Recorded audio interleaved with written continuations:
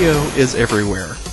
We listen in our cars, in our homes, as we study, as we shower.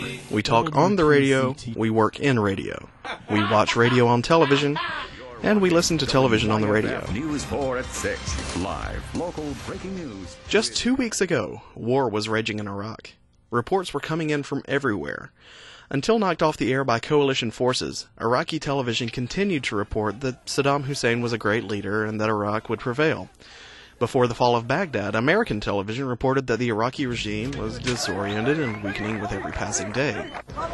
When given these choices, who do you trust? A similar situation was growing in the early 1940s. With war on the world's mind, people around the globe were looking for a source of news that was unbiased and that would tell them the truth. On December 7, 1941, Japanese warplanes attacked the U.S. naval fleet at Pearl Harbor. President Franklin D. Roosevelt declared war on the Japanese, and then Germany declared war on the United States. On February 24, 1942, the U.S. Foreign Information Service made its first transatlantic broadcast. The message was broadcast to Europe by medium and long-range transmitters. This is the Voice of America signing on. From New York City, announcer William Harlan Hale was the first on the air. He spoke in German and said these words: "Here speaks a voice from America. Every day at this time we will bring you the news of the war. The news may be good, the news may be bad. We shall tell you the truth." By March of 1942, the Voice of America broadcasted 6¼ hours per day. Within a month, VOA expanded its broadcast day to 24 hours.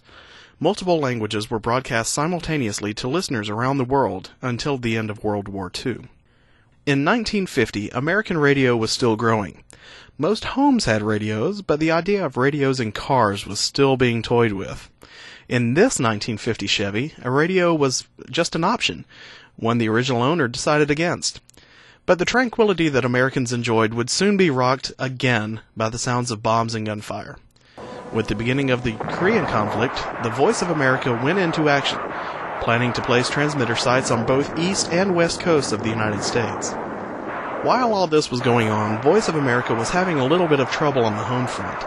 A senatorial subcommittee began public hearings on the Voice of America, charging that the VOA was under communist influence.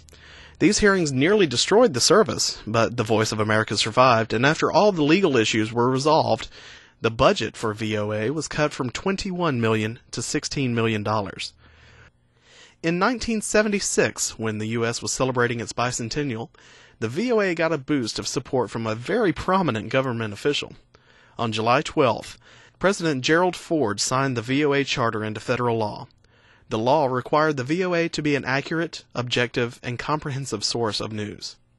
The Voice of America not only broadcasted in foreign languages, but they actually invented one of their own. Special English, as they call it, is a slow-paced and simplified English broadcast geared toward the translators and people just learning the English language. Here is the news in Special English on the Voice of America. I'm Steve Ember in Washington. In Iraq, American Marines killed at least 7 Iraqis Tuesday in the city of... Special English made it possible for millions of people to comprehend broadcasts from the VOA. In 1969, for example, when Neil Armstrong walked on the face of the moon, the VOA was covering the action and nearly 800 million people tuned in. The next years in VOA's history would mark some noteworthy events. Events that included the Tiananmen Square massacre, the Iran-Contra affair, the loss of Space Shuttles Challenger and Columbia, Yugoslavic leader Slobodan Milosevic charged for crimes against humanity, the September 11th terrorist attack on the Pentagon and the World Trade Center, and most recently, the end of Saddam Hussein's reign of tyranny in Iraq. The Voice of America doesn't just broadcast news. Just like commercial radio, VOA has started to add music to the mix. Ironically enough, VOA Music Mix, as they call it, was born, and now beams American tunes from Garth Brooks and Billy Joel to Britney Spears and Eminem around the world for all to enjoy. The world's best variety. Expect it here. VOA Music Mix. This addition in programming actually caused some dissension among officials. They said that certain styles of music, like rap, were not acceptable worldwide.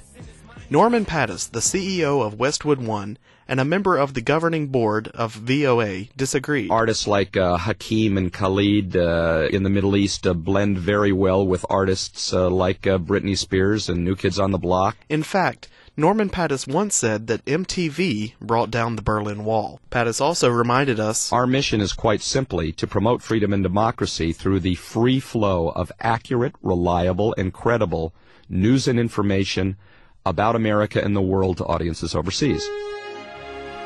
Ever since their first broadcast 61 years ago in 1942, the Voice of America has been a powerful source of truthful news around the world. With more than 1,200 employees, broadcasting in more than 50 languages from 22 transmitting stations, VOA plans to be around for at least the next 61 years. For as long as it is around, VOA will continue to bring the best of America to the world.